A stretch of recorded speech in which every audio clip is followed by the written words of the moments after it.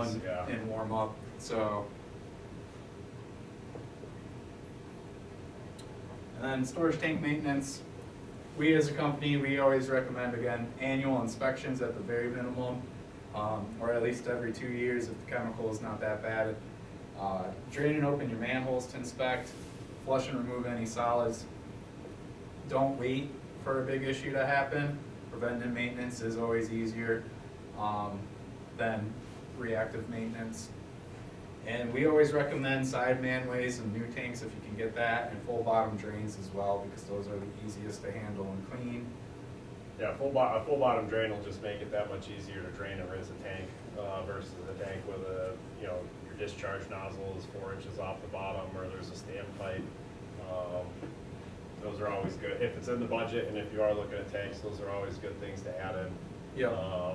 And then, like he said, with the don't wait for the big problem. Yeah, when you have those sticky valves or you got things that are an issue, you all know how it works. Like when you don't want it to break, it's going to break. But if you do it during PM or inspections, like you'll generally be okay. So take advantage of it when you can.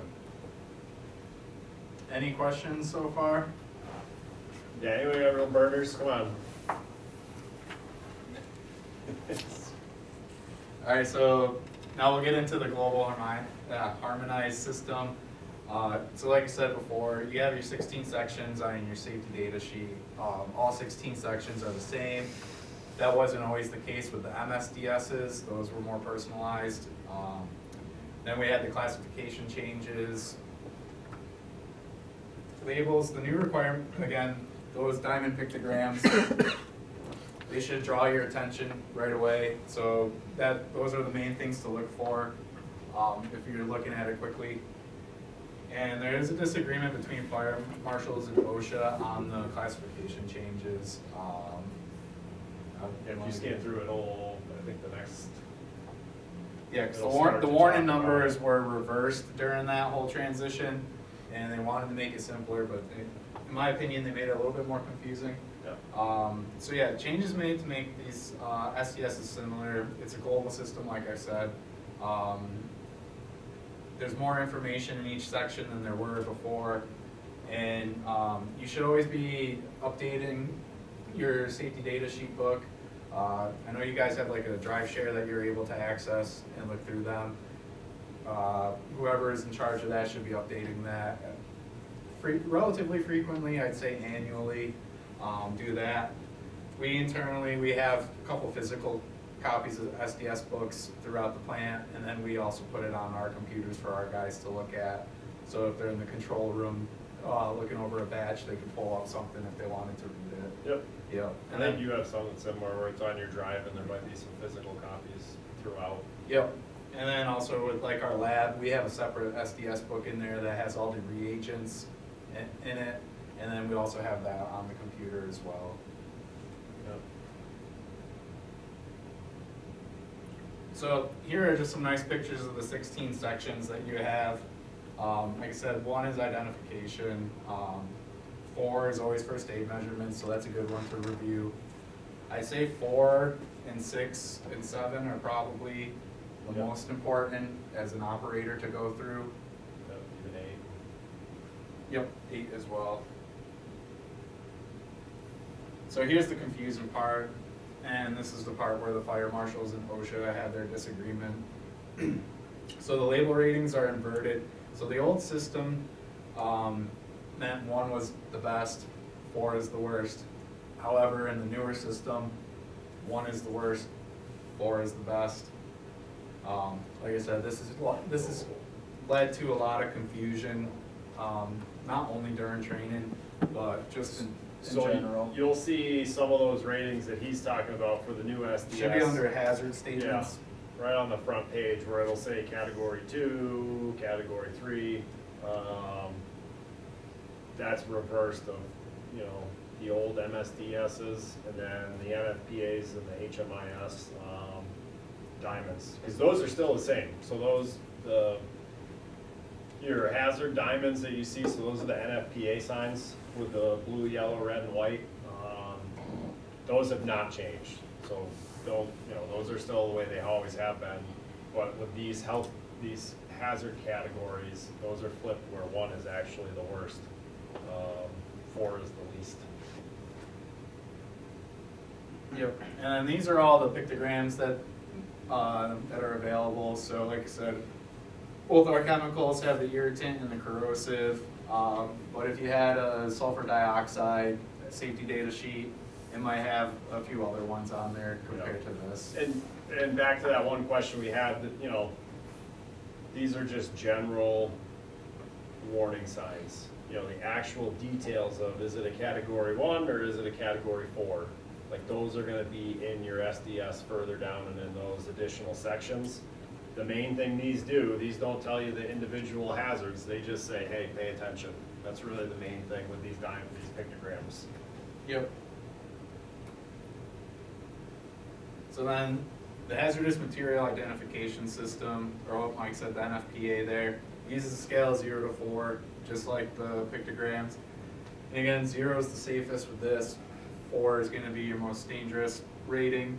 You have your health, flammability, reactivity, and then there's a white section on the diamonds too for personal protection. This one's personal protection. Or sorry, that one's personal Diamonds, protection, yeah. the diamond's right here. So again, here's the pictogram of, or the diamond.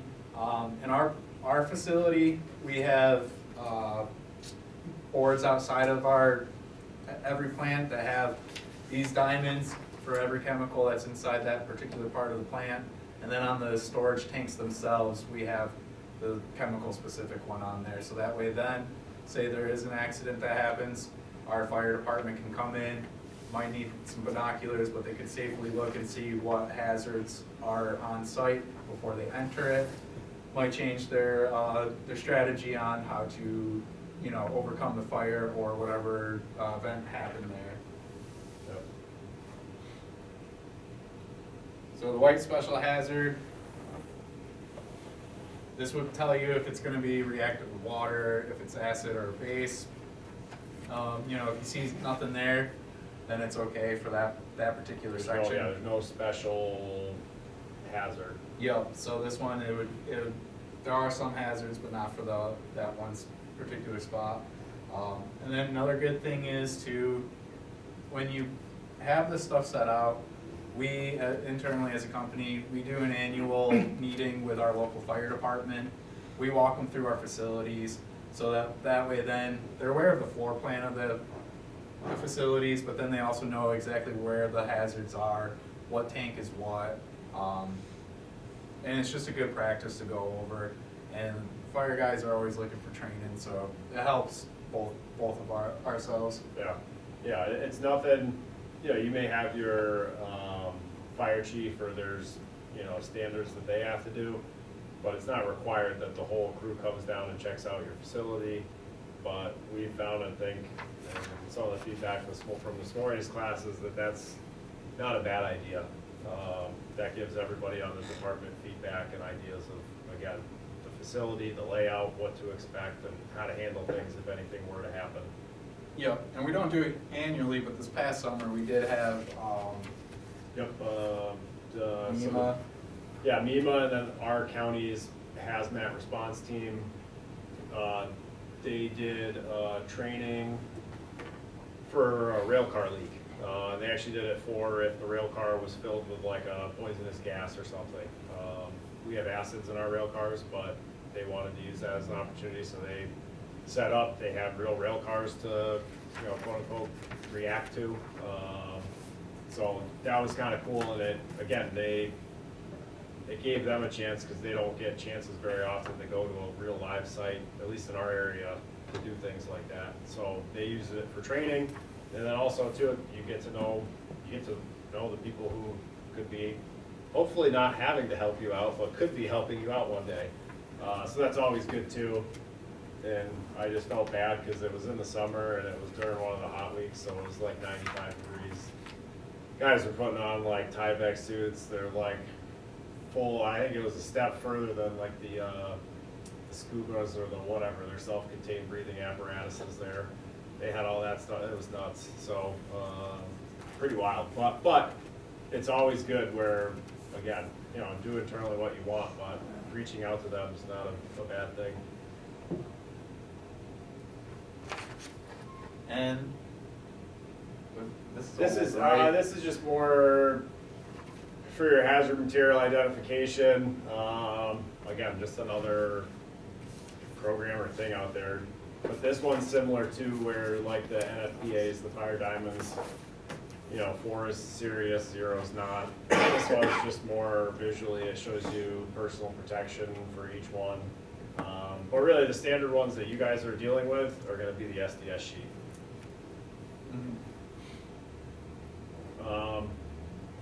So I guess to reiterate too on unloading, if you see your truck driver wearing like a full Tyvek suit and you're just sitting there next to him in casual clothing, you might want to rethink things for a moment and say, well, maybe I should go dress up too.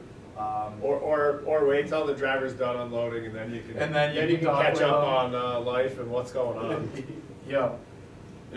We know we have some really friendly drivers. We are totally fine with them talking to people, but you know, when it's time to actually do the job, we do want everybody to be safe.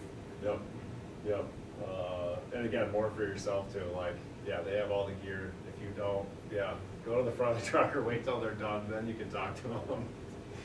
But, and then, you know, as John Luke said, with complacency, happens to everybody. You know, you're here 365 days a year, you know, you get used to all this stuff.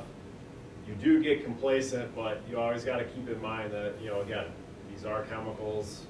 It's not food or water. Like, these are things to be aware of. Yes, don't ingest either one of our chemicals, please. Yes, please. I know you won't, but we were asked earlier. But so yeah, so always keep in the back of your mind, like, it's hard sometimes, but don't become complacent. Your SDSs, you've probably been hammered on SDSs for quite a while or since you've worked here. It's still always good, and even with our own chemicals, I still reference our SDS sheets, and like, that's what we do. So I think it's always good to just occasionally go through, review them, or at least know, hey, if I have a question, there's a document I can look at that will explain or expand on it further. So that way you're just not guessing. You know, it's gonna at least tell you your PPE and any of the health hazards you may or may not have. So I still think it's good that, again, even though it's like, all right, it's SDS, I've seen it, I know it, just every once in a while check them, or at least at a minimum know it's there for you to look at. Yeah, any questions? Feedback? Thoughts? You guys are smart. Hypotheticals? Yeah, no. Because that's it. If there are things you think of later though, don't hesitate to ask Jim, Dean, anybody that has contact with us. Don't hesitate to ask them a question. They can ask us and we can get back to you. So, you know, thank you. If you need anything, let us know. But I guess, yeah, if I could instill anything, don't become complacent and be aware that this stuff's here for you. Thank you.